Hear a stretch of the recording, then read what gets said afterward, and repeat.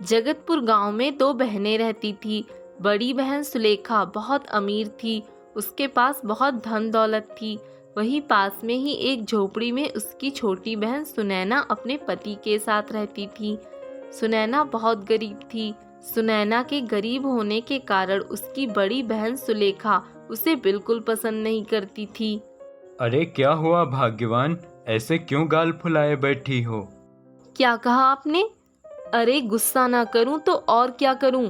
एक तो मेरे घर के पास ही झोपड़ी बना रखी है उस सुनैना ने, ऊपर से जब देखो तब आ जाती है मेरे घर।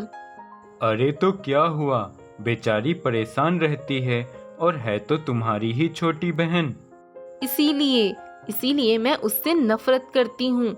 आपको पता है, किट्टी पार्टी में जब मेरी सहेलियां मुझसे कह देती हैं ये गरीब तेरी बहन है, तो मुझे कितनी शर्मिंदगी महसूस होती है।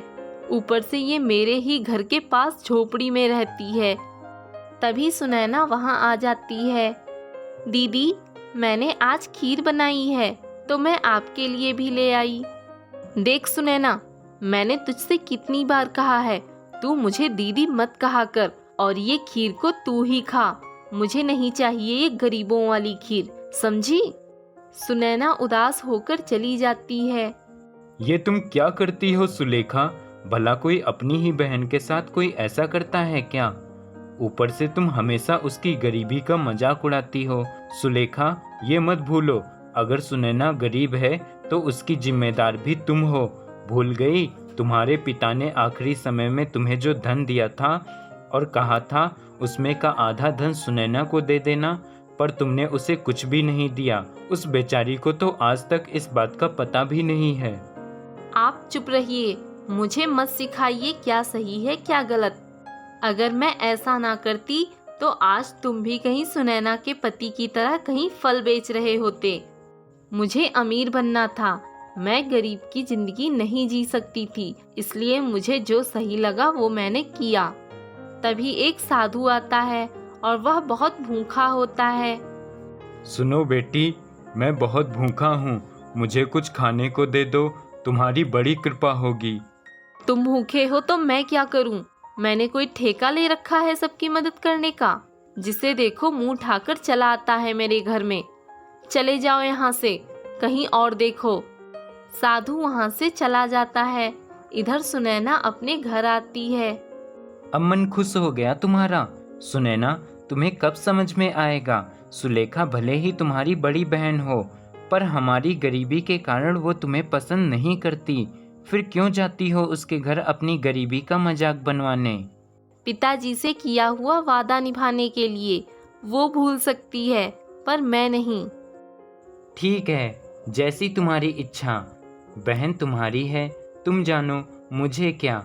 अच्छा, अब मुझे बाजार में फल बेचने जाना है, अब मैं चलता हूँ। इतना कहकर राजेश बाजार में फल बेचने चला जाता है। तभी वही साधु झोपड़ी के पास आता है और सुनैना से कहता है, बेटी, मैं बहुत भूखा हूँ, मुझे कुछ खाने को दे दो। बाबा, मुझे माफ कर दीजिए, मेरे पास खिलाने के लिए तो कुछ भी नहीं है। अगर आप थोड़े समय पहले आते तो मैं आपको खाने के लिए ढेर सारे फल दे देती, क्योंकि अभी अभी मेरे पति फल लेकर बाजार बेचने चले गए। बाबा, इस समय तो मेरे पास ये एक अनार ही है। ला बेटी, इसे ही दे दे, कुछ तो खाने को मिलेगा। साधु अनार लेकर खाता है।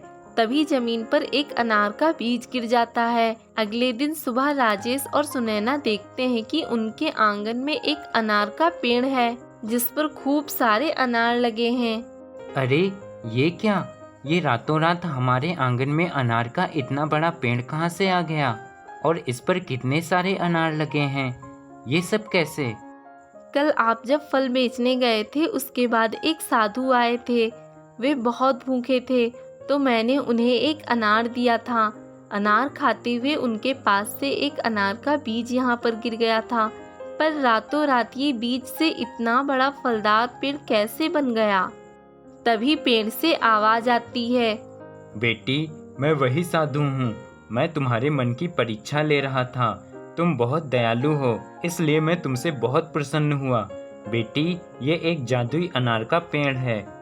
तुम इस पेड़ से जितने अनार तोड़ोगे उस जगह पर तुरंत नए अनार आ जाएंगे। इस जादुई अनार के पेड़ पर कभी अनार खत्म नहीं होंगे। राजेश और सुनैना बहुत खुश होते हैं।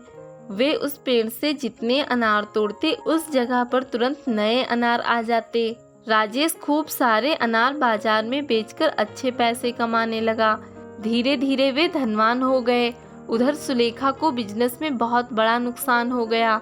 उनकी हालत बहुत खराब हो गई।